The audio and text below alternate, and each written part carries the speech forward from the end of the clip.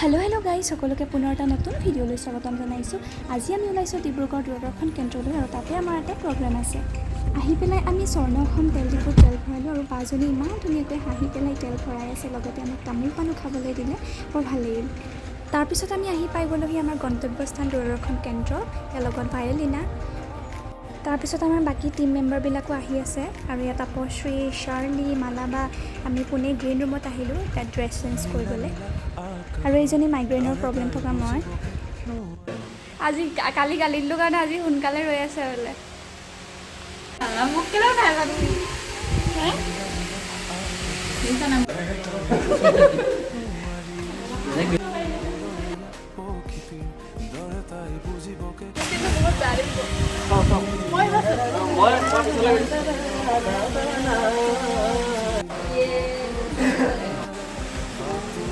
এখন বেছি শ্বুট কৰিছে।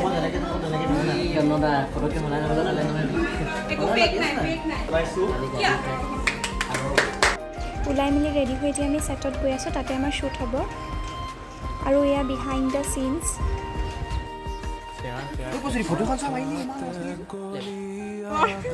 দেন আমি এনজয় কৰি ফটোজ ক্লিক কৰি খাই বৈ আমি এতিয়া যাব পাৰোঁ। চ' আজিতো ইমান